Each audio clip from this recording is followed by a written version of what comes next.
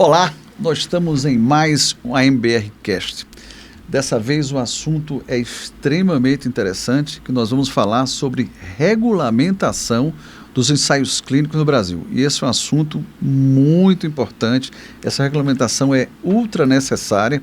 O Brasil teve um grande atraso esse tempo todo por não ter regulamentação e a gente tem muita esperança que as coisas no sentido dos ensaios clínicos no Brasil modifiquem. Nós estamos aqui com dois cientistas e, por coincidência, eles são diretores da Associação Médica de Brasília, até porque esse é o nosso perfil. Nós estamos com o médico pesquisador principal em dezenas de ensaios clínicos, responsável pela L2IP, Instituto de Pesquisa, especializado em gerontologia, doutorado em endocrinologia pela Universidade Federal do Rio de Janeiro, e também ele fez um fellowship em geriatria na Universidade da Harvard, na Universidade de Medicina de Harvard, em 2006 e 2007. Doutor Eduardo Freire Vasconcelos, seja muito bem-vindo ao nosso podcast. Vai ser um podcast com certeza bastante enriquecedor. E nós estamos também aqui com um doutor famoso em Brasília, conhecidíssimo pesquisador, um grande endocrinologista. Ele é médico, diretor e fundador do Centro de Pesquisas Clínicas do Brasil, CPCB, vice-presidente da Associação Médica de Brasília e tem fellow pelo Colégio Americano de Endocrinologia. É acadêmico da Academia Brasileira de Medicina de Reabilitação e da Academia Brasileira de Medicina Militar. Doutor João Lindolfo, seja muito bem-vindo. Obrigado por estar aqui. Bem, regulamentar a pesquisa clínica no Brasil é uma questão de necessidade. Eu gostaria de saber de vocês como é que vocês se envolveram na pesquisa clínica. Existe uma sequência para começar? Pode ser, doutor Eduardo. Doutor Eduardo. Por favor. Muito obrigado pelo convite. E eu gostaria de deixar claro para aqueles colegas que estão ouvindo que entre nós, médicos brasileiros, a formação, a parte de pesquisa clínica é absolutamente negligenciada na nossa formação. A maioria de nós desconhece. Comigo não aconteceu diferente. Eu costumo dizer até... Eu me chamo meio de Forrest Gump, o cara que estava no lugar certo, não o cara mais preparado, mas aquele que estava no lugar certo. O que aconteceu? Durante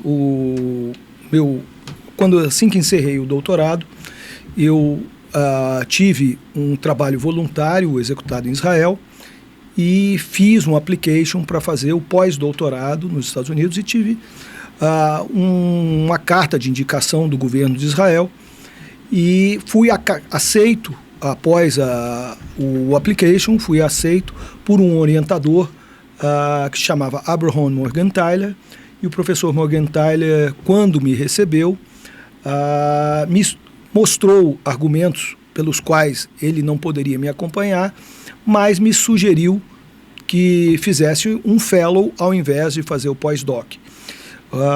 Diante disso, acabei fazendo um fellow no Hospital Beth Israel, que é um hospital de doenças crônicas, e nesse hospital tem uma unidade de pesquisa bastante significativa, em especial em diabetologia, e tive a oportunidade de conviver naquele período que estava no fellow com o professor Henrique Caballero, que é um dos grandes nomes de diabetologia.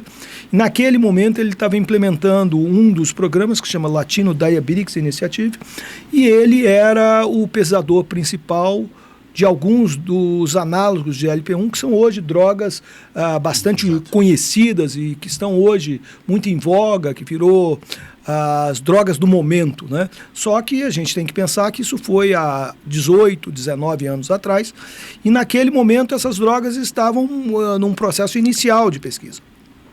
E foi essa a primeira oportunidade que aconteceu de eu participar, mesmo que sem uma participação muito efetiva, sem ser um protagonista importante daqueles processos, eu aprendi um mecanismo de execução.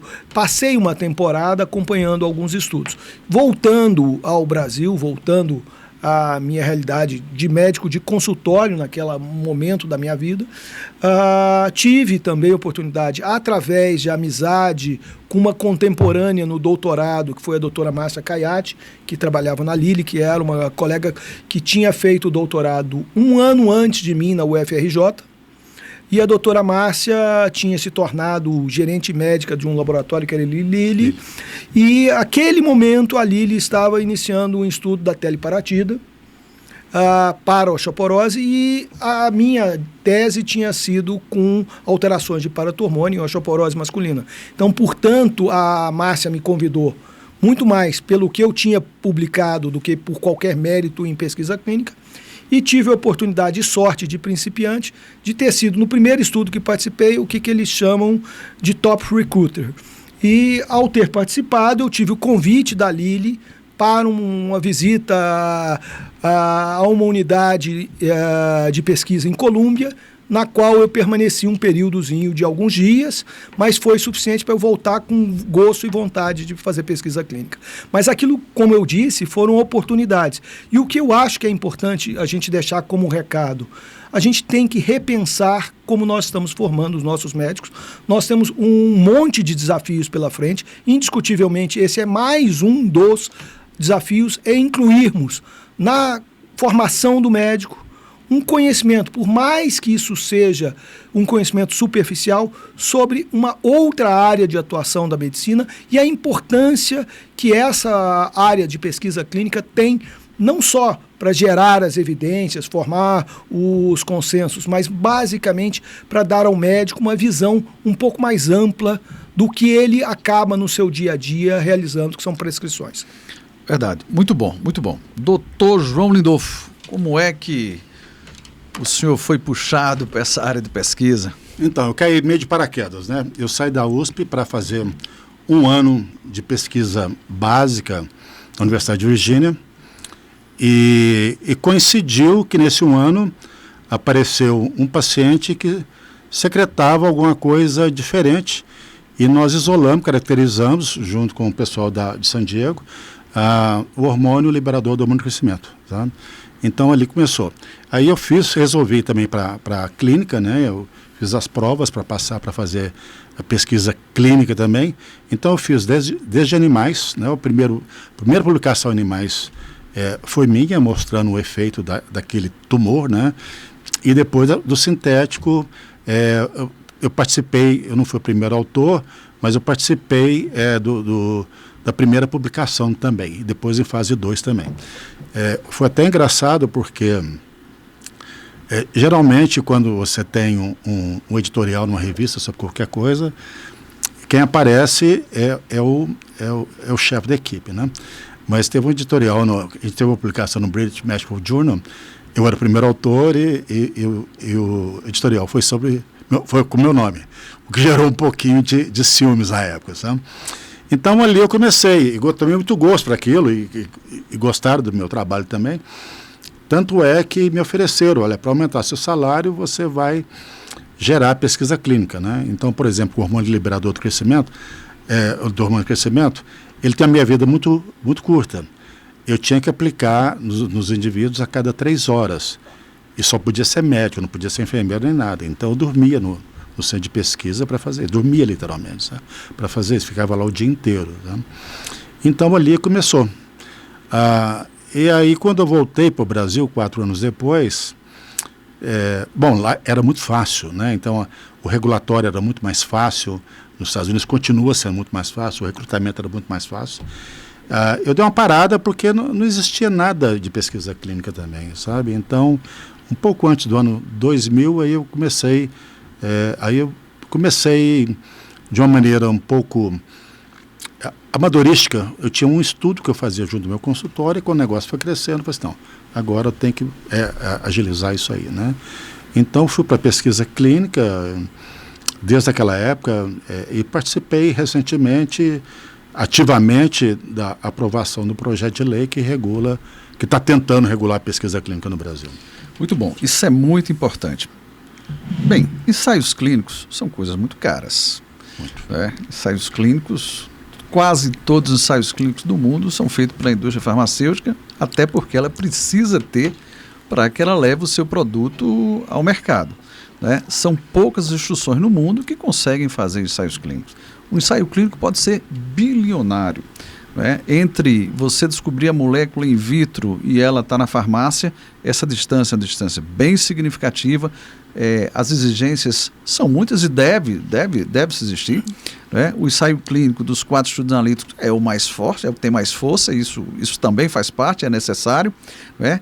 E o Brasil precisa participar, né, internacionalmente de tudo isso.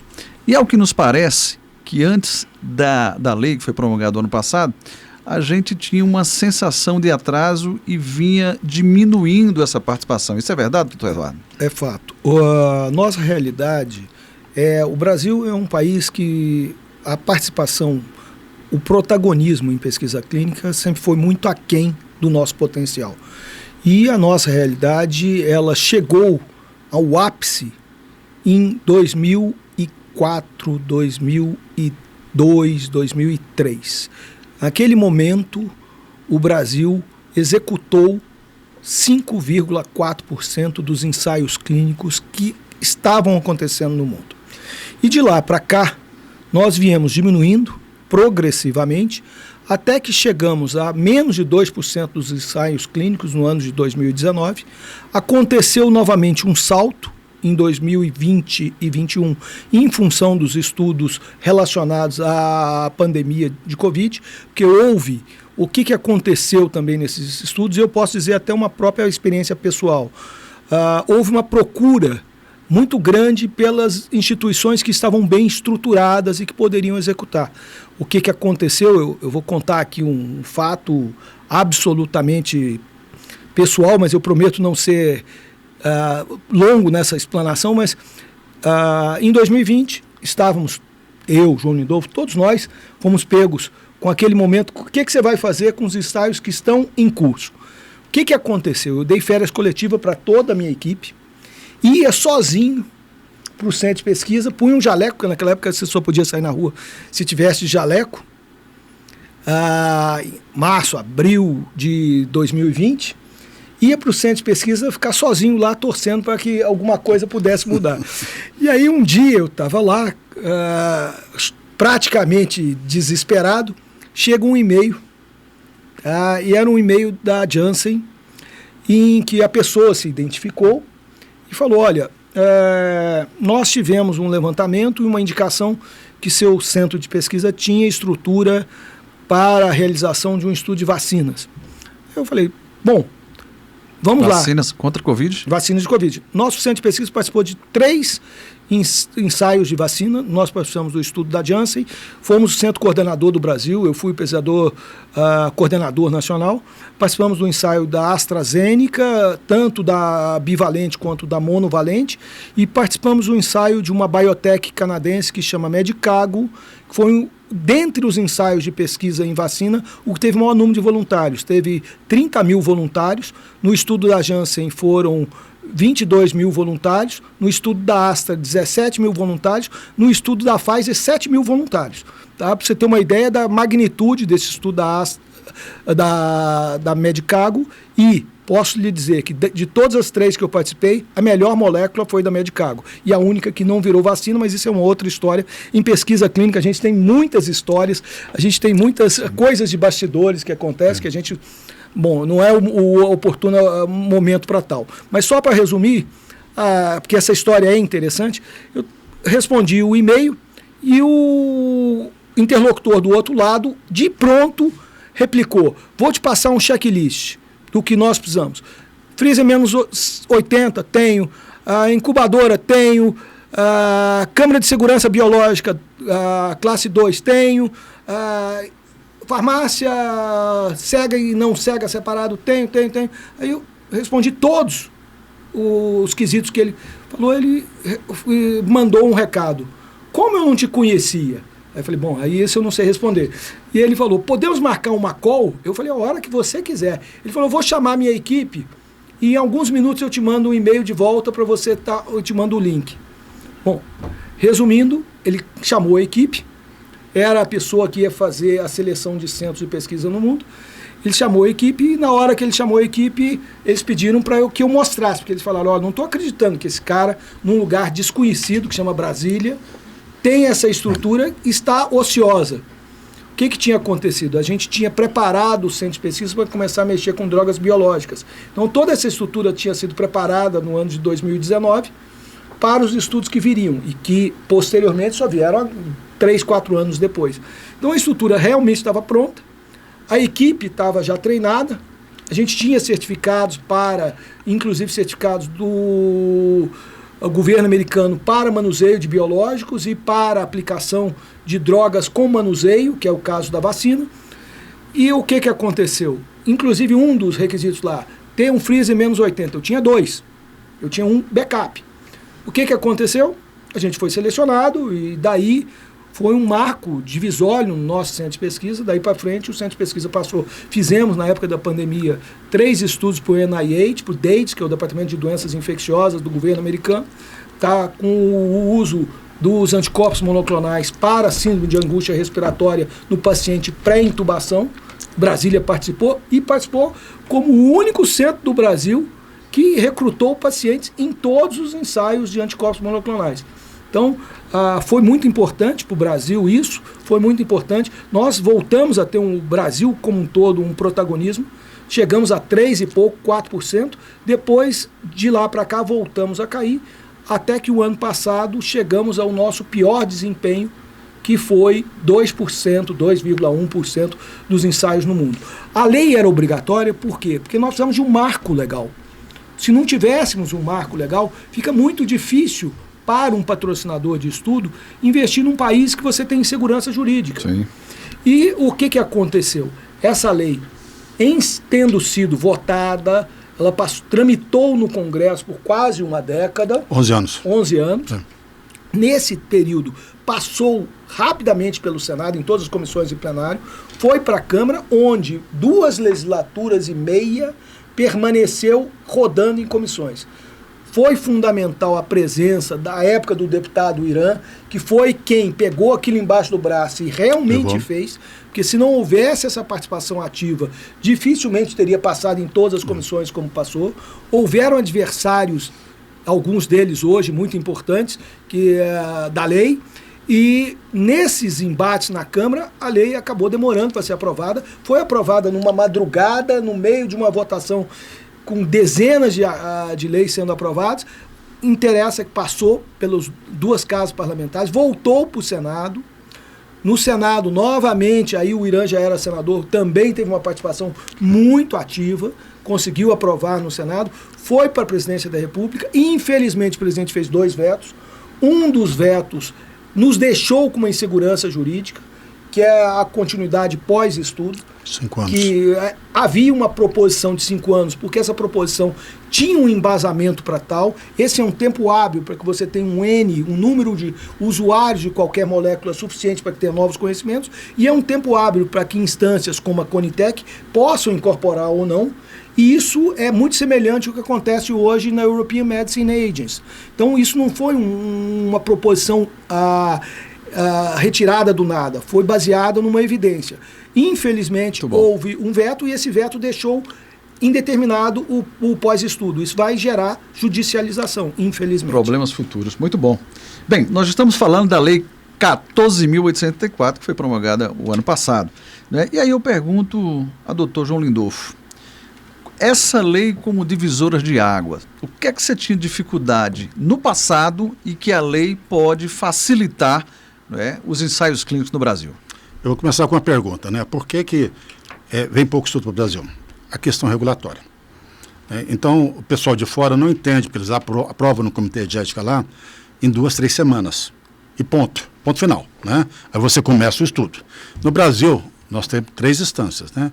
Nós temos o comitê de ética, que aprova, depois a CONEP não olha aquilo, vai para a CONEP, e depois a Anvisa também. Então, nós estamos falando aí de 6 a 8 meses. Na época do Covid, Os estudos para Covid eram 1 semana, 2 semanas. Né? Então, os países desenvolvidos não têm essa burocracia de 3 instâncias e o Brasil tem a burocracia. Estados Unidos, Europa, Japão, tudo rápido. Certo. Então, você imagina a indústria farmacêutica. O pessoal fala assim, a indústria quer ganhar dinheiro. Lógico que quer, todo mundo quer. Né? Ele tem um estudo que ele aprova nos Estados Unidos em um mês. Para que vai vir para o Brasil que vai demorar 8 meses? Né? Então, o que vem para o Brasil são estudos mega trials, que eles não vão conseguir botar tudo, aí vem para o Brasil. Ou estudos muito difíceis, que aí vem para o Brasil. Tá? Então, essa é a grande dificuldade que nós temos. Então, essa lei veio para acelerar isso aí. Mas a lei, como o doutor Eduardo falou, ela foi mudada. É um meio Frankenstein ali dentro, sabe? E agora falta regulamentar, o Lula aprovou, e era para estar em execução já dia 28 de agosto. Mas a lei acaba com as 3 instâncias? Acaba com as 3 instâncias, sabe? Os comitês de éticas, eles vão ser independentes. E a CONEP vai fiscalizar o comitê de ética, como o FDA faz nos Estados Unidos. Então, o comitê de ética vai te autorizar e depois é só fiscalização? Só fiscalização. E o FDA vai fiscalizar os comitês de ética. Tá, então, como é feito em outros países, né? O EMA, o FDA, em todos os países. Então, você não precisa de... E nisso vai a aprovação também para a Anvisa. Então, o que acontece? Agora falta... Em que circunstância a Anvisa vai entrar?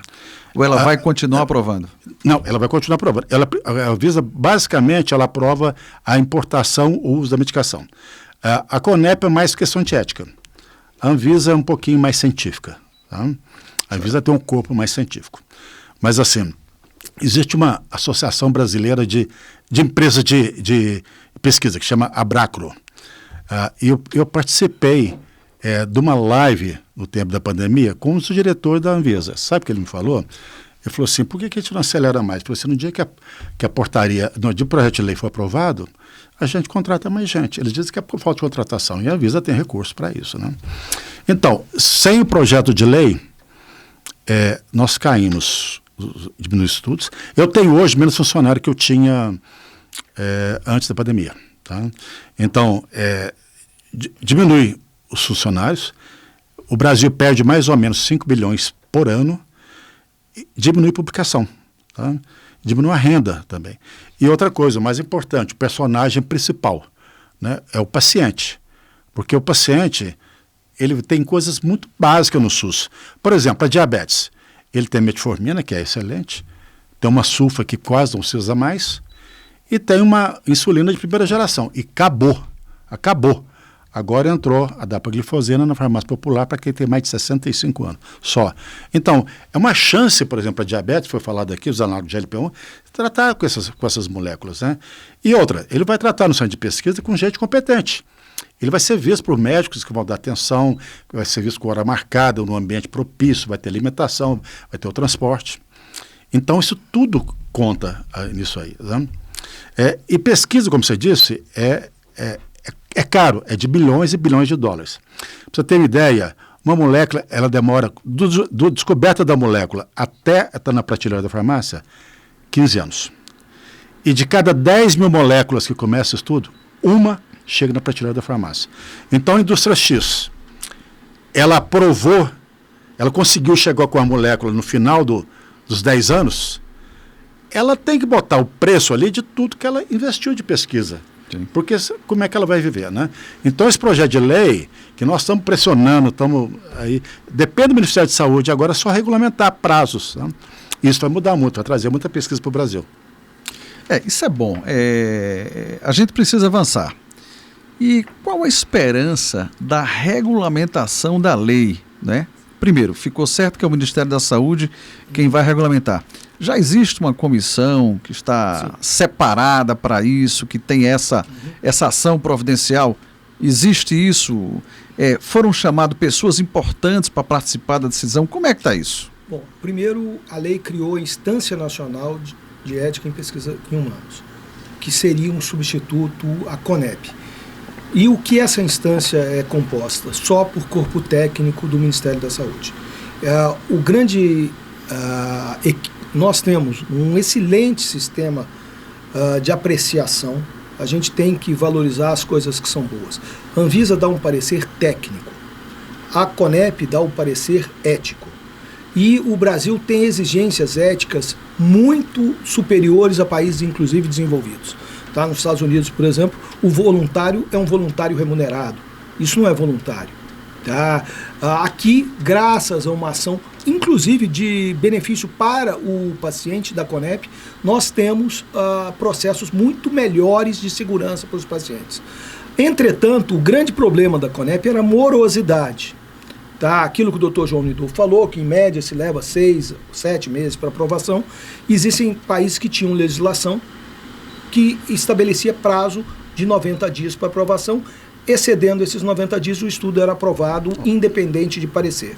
Bom, o que acontece com relação à pesquisa? Quando a gente fala em benefício da pesquisa clínica, você tem que pensar em todos os benefícios. Eu tive a oportunidade, porque eu faço parte de uma cadeia de network de centros de pesquisas internacionais, que começou na Europa. E começou num país que não é um país tão relevante no contexto europeu, que é a Dinamarca. É um país pequeno, com um serviço de saúde totalmente público, majoritariamente público, é um dos estados de bem-estar social da Europa. E eu, por inúmeras oportunidades, vou com muita frequência à Dinamarca, tenho ido com muita frequência agora por fazer parte de um conselho lá, mas independente disso, o que aconteceu? Existia um centro de pesquisa na Dinamarca que ficou muito forte, e ele resolveu expandir para os países do leste assim que caiu o muro de Berlim. Alguns países do leste europeu estavam com o sistema de saúde muito defasado em acesso a fármacos e não tinham recursos para tal. E só para ter uma ideia, a pesquisa clínica em alguns desses países, como é o caso da Polônia, como é o caso da Estônia, da Letônia e da Lituânia, eu tive a oportunidade de visitar centros de pesquisa nesses locais, exatamente por proximidade com essa cadeia de network de centros de pesquisa, que é majoritariamente europeu. O que aconteceu? Esses países, exatamente por estarem muito atrasados, a população não tinha acesso a tratamentos. E seria extremamente caro para o governo incorporar esses medicamentos. A pesquisa clínica foi a ponte de ligação entre o acesso a tratamento de ponta e oneroso e a possibilidade de avaliação em voluntários, atendimento desses voluntários. É um ganha-ganha. É um ganha-ganha para o usuário. Você diminui o ônus para o Estado, você presta um serviço benéfico. Vou dar um outro exemplo que eu tenho de uma amiga de longuíssima data. Eu sou muito amigo da doutora Mercê Baudoir, que é uma... Você estudou em Barcelona, ela tem um centro de pesquisa que é o maior centro de pesquisa no mundo em estudos de Alzheimer. A doutora Mercê, ela tem uma parceria com a Municipalidade de Barcelona, em que aquilo que seriam os postos de saúde, todos têm os ensaios de Alzheimer que estão acontecendo no mundo e que estão acontecendo normalmente no centro de pesquisa dela, que é o ACE, estão acontecendo no ACE. Aí o que acontece? O paciente é imediatamente encaminhado para que ele não onere o Estado espanhol. Lá na estrutura dela tem PET scan, tem ressonância dos próprios centros de pesquisa. Ela tem um centro de pesquisa que é um edifício enorme em Barcelona, e ela executa esses ensaios sem custo nenhum para o erário espanhol, e com um acompanhamento que normalmente você tem na Europa 5 anos de droga pós-estudo. Então é o tempo suficiente para que o governo espanhol possa incorporar esse medicamento. E o indivíduo está recebendo, não só recebendo um tratamento de ponta, como principalmente está recebendo acesso a um tratamento inovador. Muito bom. Dr. João Nidolfo, que pontos você colocaria que na regulamentação da lei não pode faltar, porque se faltar vai atrapalhar a vida de quem pesquisa? Ele está fácil, é só regulamentar prazos. Tá? Então, regulamentar prazos de quando o prazo máximo de validade, na verdade, talvez entre essa questão também, se passar de um prazo, vai ser aprovação imediata. É coisas básicas, é coisa bem burocrata, sabe? Assim, de cabeça, porque eu trabalhei muito com isso. Eu fui vice-presidente da Aliança para Pesquisa Clínica, que trabalhou nisso aí por 11 anos, e eu sabia essa cor salteada. Mas, assim, é detalhes básicos, burocráticos, sabe? Como é que entra o processo, qual a plataforma, se vai continuar a plataforma Brasil que usa hoje, os prazos, quem vai executar e quem vai dar autonomias para os comitês de éticas. Hoje já existe 4 ou 5 comitês de éticas autônomos no estado de São Paulo. sabe? Então, e eles estão sobrecarregados, porque toda a indústria quer mandar para eles, né? Eles aprovam o começo, né? A lei regulamenta o CEP, ela diz como é que o CEP tem que ser? Não, esses são chamados CEPs acreditados. São os acreditados, perfeito. Eles têm que passar por um processo de acreditação. Há um projeto de acreditação de CEPs pelo país inteiro. Isso foi um pouco mais lento, mas está acontecendo. Então isso vai diminuir a carga nesses CEPs acreditados, que outros serão liberados no próximo tempo. E com relação à sua pergunta, foi criado um comitê. Esta semana saiu uma portaria que criou esse comitê no Ministério da Saúde. Então há uma expectativa que, mesmo que com um atraso de 5 meses, 6 meses praticamente, vai haver a regulamentação da Instância Nacional de Pesquisa. Deve acontecer no transcorrer dos próximos meses. Só complementando aqui, esses CEPs acreditados, que o Eduardo mencionou aqui, se for pelos moldes da CONEP, nós vamos demorar décadas aí, né? Porque nós temos mais de 300, eu não sei exatamente, mais de 300 CEPs. Né? Se em 3 anos eles conseguiram acreditar 5 CEPs, né? Eles estão acreditando, mas é uma coisa lenta. Né? Então, assim, esse projeto de lei, na verdade, ele vai... Eu acho que os CEPs deviam ser treinados para isso. Eu já trabalhei com 5 CEPs, tem CEPs muito bons, CEPs muito ruins. Tá? Mas no momento, quer dizer, isso a CONEP já devia ter feito. Ele devia estar correndo atrás disso. Porque no momento que aprovar a lei, todos os CEPs vão ser acreditados. Sabe? Aí não, vai acabar essa coisa de treinamento. Eu acho que eles deviam reduzir esses 300 para um número limitado, uns 50, 60, 100 no país, mas que fosse preparado para isso. A lei, ela regulamentou no sentido, olha, um CEP tem que ter tantos doutores, tem que ter... Não, isso sempre existiu. Isso sempre existiu. Isso não modificou, não foi modificado. Não modificou. Não foi modificado. O que foi modificado foi a suposta extinção da CONEP, com a criação da Instância Nacional em Pesquisa, e essa instância teria no seu corpo somente pessoal técnico do Ministério da Saúde, ao invés de funcionário definitivo, ao invés de ter a atual composição da CONEP, que são pessoas indicadas pelo Conselho Nacional de Saúde, e muitos deles exercendo funções de decisão sobre estudo sem uma formação acadêmica para tal. Mas, repito, a CONEP prestou um ótimo serviço ao Brasil. A grande reclamação de todos nós que somos investigadores que trabalham ativamente nisso é a morosidade. Não as decisões tomadas. Existe uma outra decisão que gera alguma polêmica. Todos nós, com certeza, temos na nossa vivência aí alguns embates que tivemos. Eu tenho certeza que o Dr. João teve, da mesma forma que eu, e qualquer um que esteja militando nisso há mais de 10 anos. A burocracia é enfrentada pelo centro de pesquisa ou a indústria farmacêutica, em sua maioria, enfrenta a burocracia? Quando você é chamado centro coordenador, a responsabilidade é do centro coordenador em apoio aos ensaios clínicos patrocinados. Eles, via de regra, têm uma empresa que são CROs, que são empresas que não só auditam o centro de pesquisa, como atuam na questão do regulatório. O patrocinador, ele não participa diretamente dessa questão. Quem participa são as CROs e o Centro de Pesquisa Coordenador Nacional. Muito bom, muito bom. Bem, acreditamos que nós vamos ter avanço com a regulamentação da lei.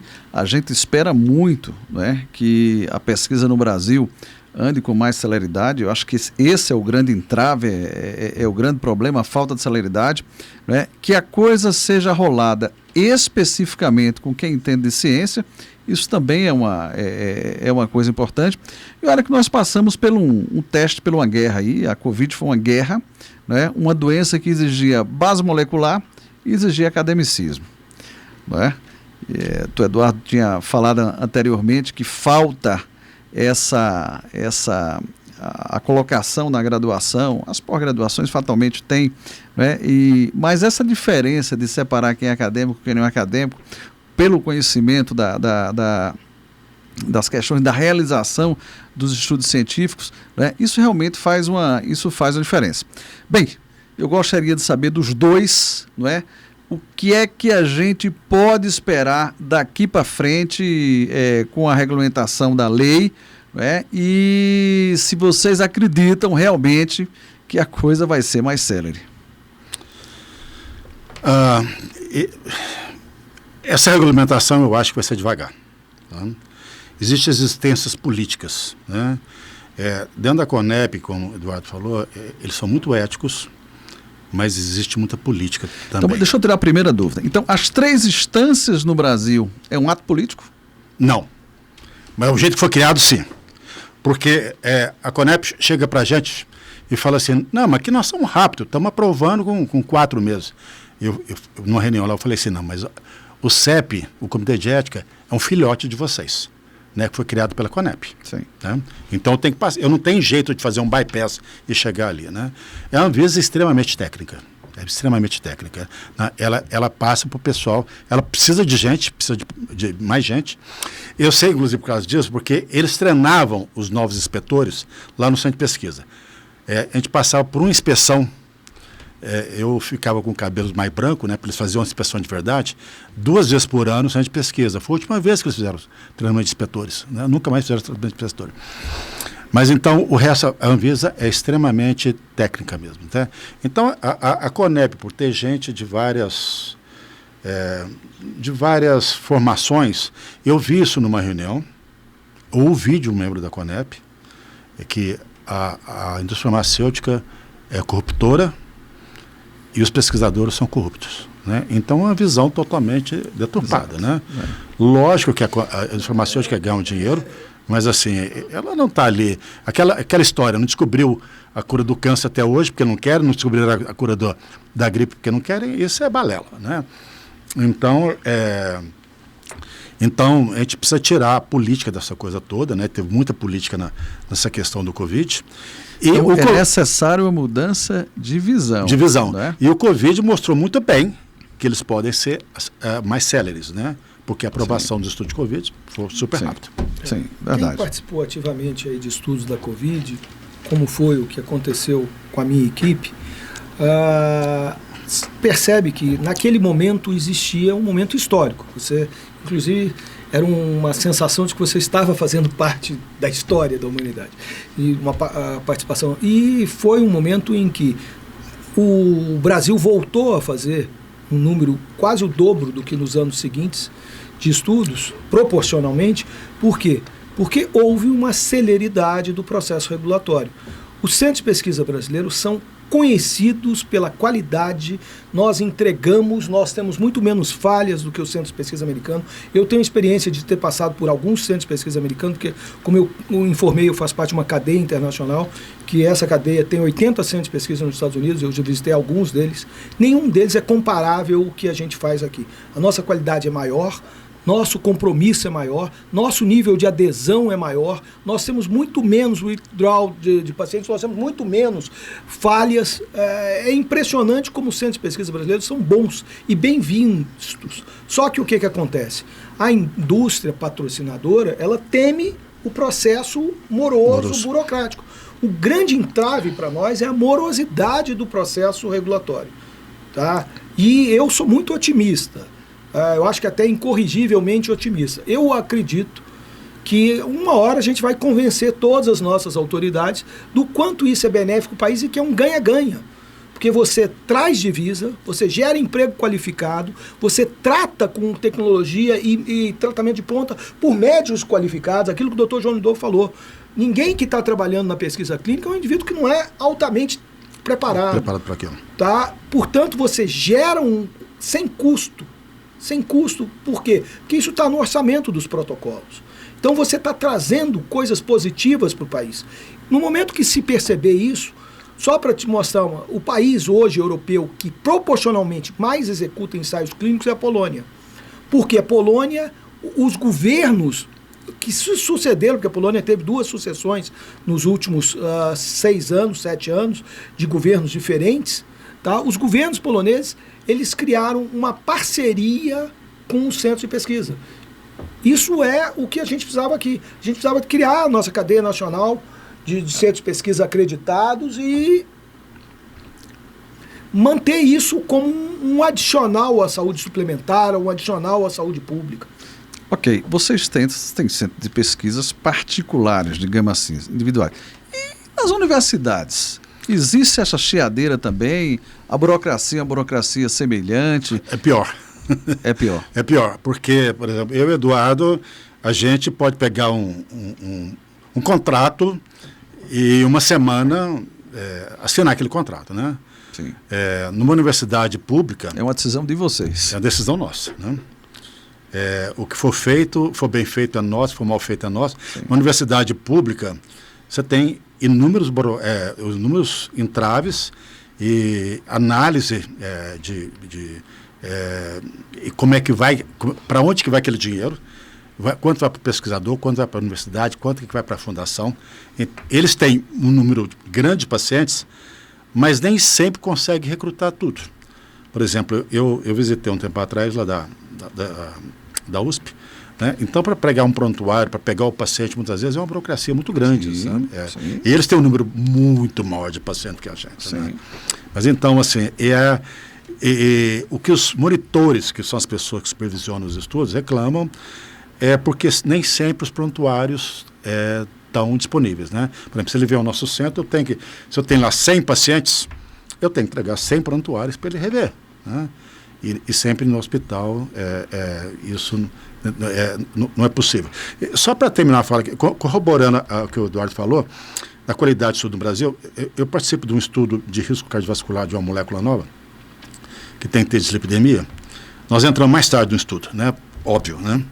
Via de regra. Via de regra. Mas nós tivemos que parar mais cedo. Por quê? O Brasil passou da cota. Então a gente estava sufocando os outros países. Né? Então tinha que deixar para... Como tem que ser avaliar várias etnias, né? Vários países, então o Brasil parou ali porque nós passamos das nossas metas. A gente espera muito que a coisa progrida, não é? Que a regulamentação favoreça os ensaios clínicos no Brasil, que o Brasil se espelhe no primeiro mundo, para que cresça, para que possa fazer a diferença. Agora, tem uma coisa que o pessoal sempre pergunta. Nós temos um sistema único de saúde, um sistema politicamente muito bem criado, com todos os problemas, com todas as mazelas que o SUS tem.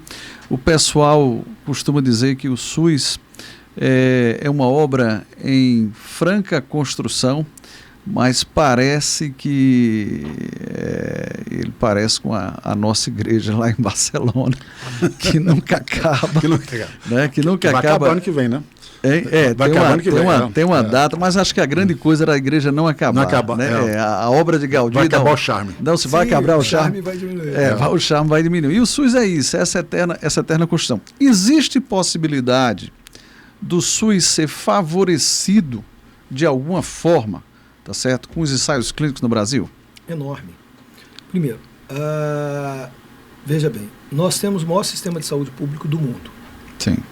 Nós temos um ecletismo populacional que poucos lugares no mundo têm. Sim, nós somos muito misturados. Não só, isso é uma grande qualidade. Geneticamente, isso é uma grande qualidade. Sim. Eu tinha um tio que era geneticista que falava que o sonho do mundo é virar Brasil.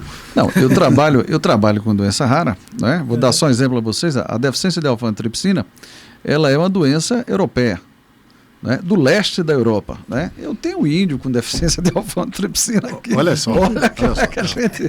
Como você vai explicar isso? Assim, é a miscigenação, é perfeito. uma qualidade e que traz essas possibilidades. Mas voltando lá à sua pergunta com relação ao SUS, de que forma ele pode ser beneficiado? Eu te citei exemplos de países que têm um sistema de saúde público com uma capilaridade muito menor do que o SUS e que foram beneficiados. Países pequenos do leste e um país muito rico, como é o caso da Dinamarca. Os centros de pesquisa na Dinamarca representam uma forma de acesso muito mais rápido a drogas inovadoras e principalmente para patologias como doenças raras, doenças crônico-degenerativas. Tá? A Dinamarca hoje, quando você pega estudos em doença rara, a Dinamarca, que apesar de ter uma população muito homogênea, é um protagonista importante. Um dos focos do nosso centro de pesquisa são doenças raras, são doenças neurodegenerativas, a gente trabalha muito com doença neurodegenerativa.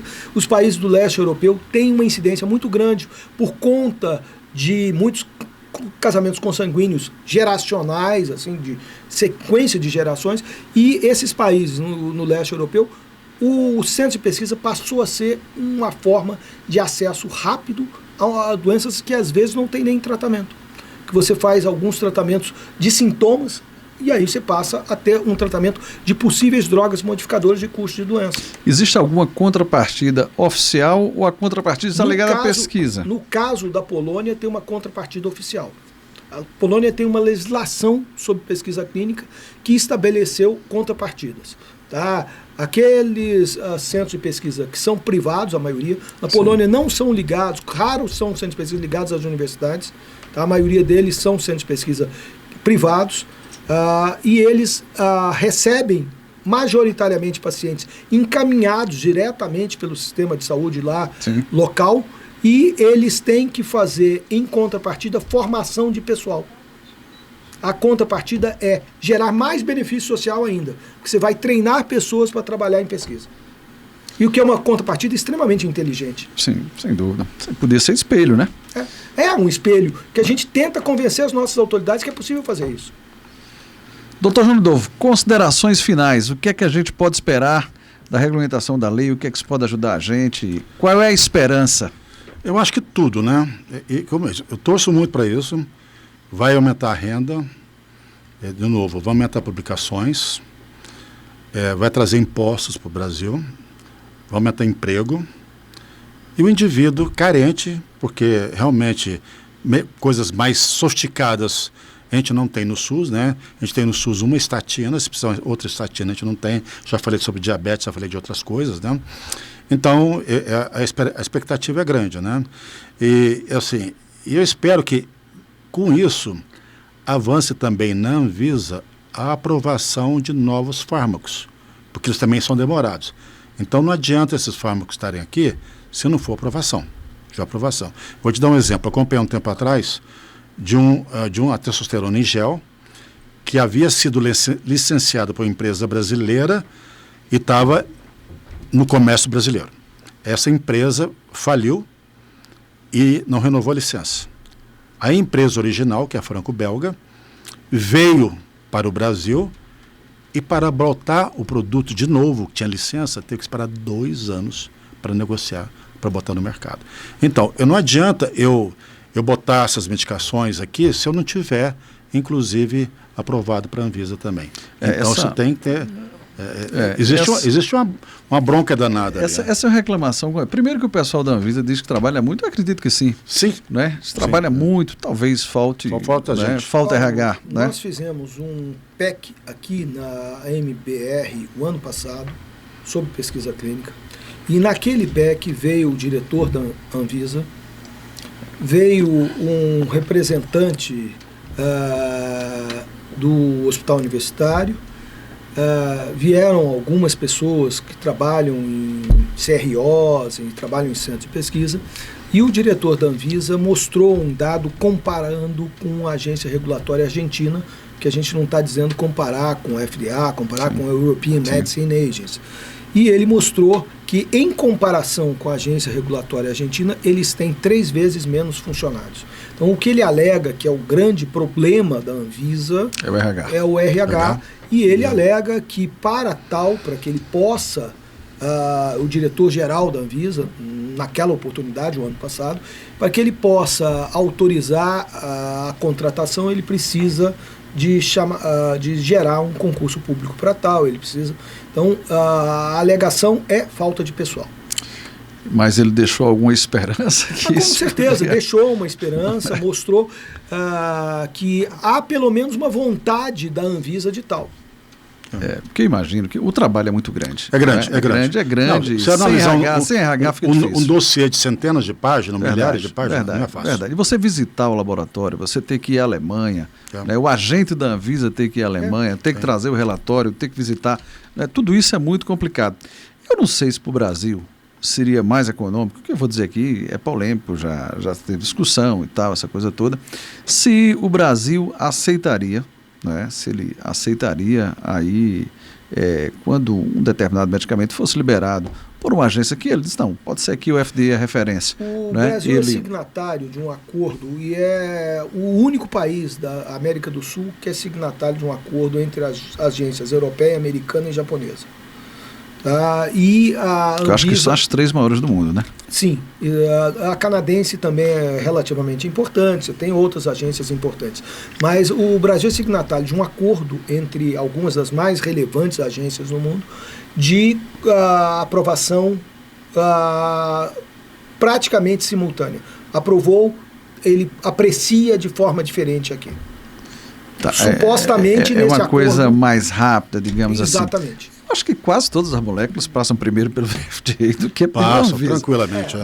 Até porque é o maior mercado mundial, então claro, existe toda a questão, inclusive comercial, nesse sentido. Sim, claro. Doutor Eduardo, suas considerações finais, as esperanças e o que é que não pode faltar na regulamentação? No meu entender, acho que a lei, da forma como saiu do parlamento, ela saiu a melhor lei que podíamos. Não a melhor que queríamos, mas a melhor lei que o país podia, devido ao ecletismo do nosso parlamento. Infelizmente, ocorreram 2 vetos presidenciais. Um deles, no meu entender, vai gerar polêmica, vai gerar judicialização. Qual foi? Que é o veto de continuidade pós-estudo.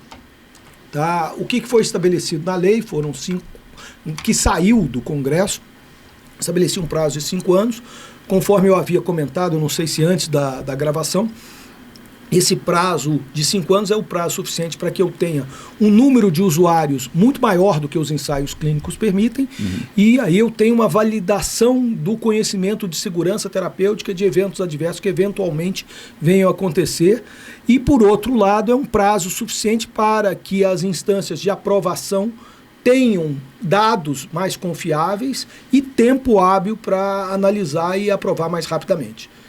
Então, no meu entender, esse prazo era essencial. Esse prazo foi pensado, baseado em experiência europeia. E o que aconteceu? Eu suponho, por uma orientação equivocada no Palácio do Planalto, alguém sugeriu ao presidente que vetasse para que virasse indeterminado. Ou seja, o que o governo pretendia é que, ao realizar um estudo clínico, a indústria farmacêutica passasse para o resto da vida daquele participante oferecendo o fármaco. Isso seria um tiro no pé, porque isso tornaria o país muito menos atraente para estudos, e repito, os estudos trazem todos os benefícios, é um ganha-ganha para todos, é um ganha-ganha inclusive para o Estado, é um ganha-ganha principalmente para o principal objetivo de um ensaio clínico, que é o doente, que é o participante, que esse indivíduo vai ter acesso a drogas inovadoras e drogas modificadoras. E no mundo não tem essa possibilidade. Não existe nenhum lugar no mundo que tenha. Faz isso. E aí, ao fazer o veto, o que ficou? Ficou uma lacuna na lei.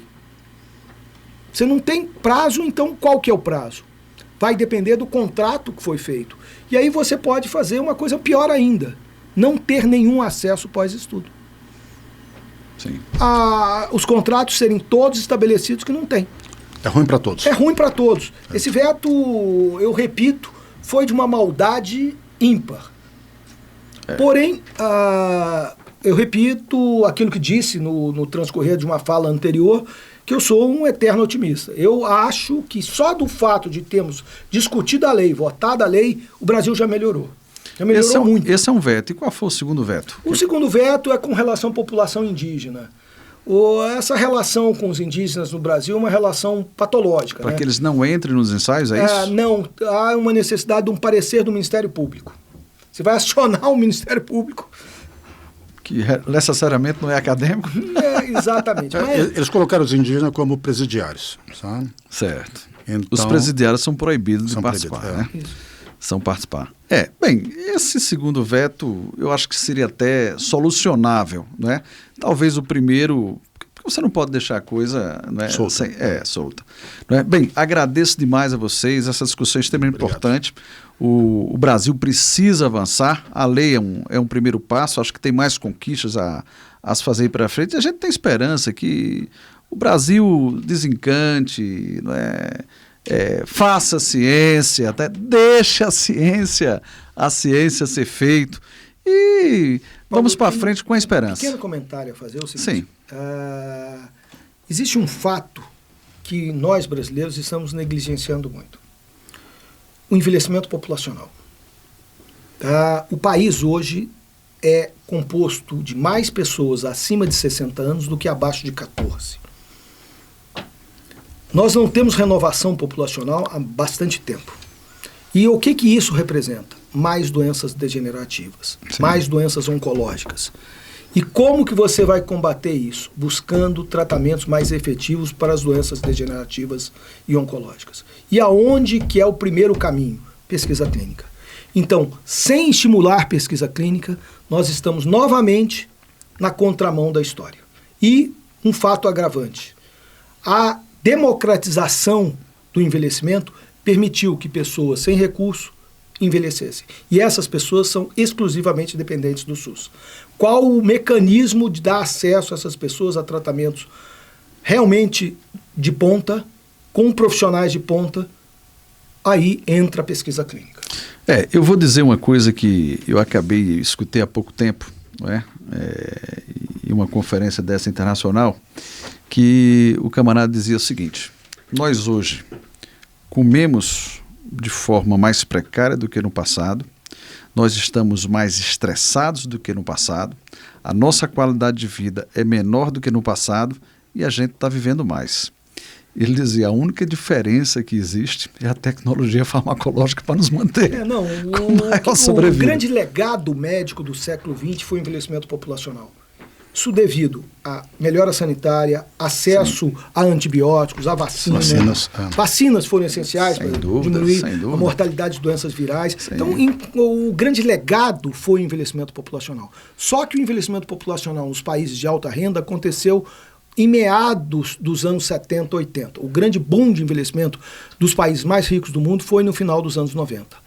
Países altamente desenvolvidos têm diminuído a expectativa de vida, como tem acontecido no Japão. Tá? O que aconteceu? Agora os países de médio desenvolvimento, que são muito povoados, tá? Eu faço parte de um comitê que a Organização Mundial da Saúde criou para especialistas em demências nos países de médio desenvolvimento. O ano passado eu dei uma palestra sobre isso. Há 2 anos atrás eu dei uma palestra para o Banco Mundial sobre o envelhecimento de população nos países de médio desenvolvimento. Por quê? Por que esse grande interesse do mundo? Porque esses países, Índia, Paquistão, Brasil, Rússia, China, África do Sul, são países muito povoados. Então há uma preocupação com acesso a tratamento para essa população. Isso vai sobrecarregar o sistema de saúde de países que já não têm onde tirar dinheiro. Então, qual o mecanismo de você minimizar isso para os estados desses países? É você fazer parcerias e a pesquisa clínica é um desses caminhos. Então, o que seria um recado? Ou a gente estimula a pesquisa clínica no Brasil, além de ser campeão de Alzheimer, que nós vamos virar proporcionalmente daqui a previsão de 20 anos, tá? Nós vamos ter um drama social terrível. Bem, gente, podcast maravilhoso, uma discussão plena, um assunto extremamente importante. O Brasil precisa avançar, nós temos uma lei, a lei precisa ser regulamentada e a gente espera que se tenha um consenso para que o melhor aconteça para a população. Quanto mais ciência, mais saúde. Isso é uma coisa extremamente legítima. Agradeço a participação ilustre de vocês, uma discussão aí bem ampla, bem bela. E o nosso AMBcast hoje fica por aqui. E espero que vocês aproveitem bastante essa discussão. Muito obrigado. Obrigado. Obrigado.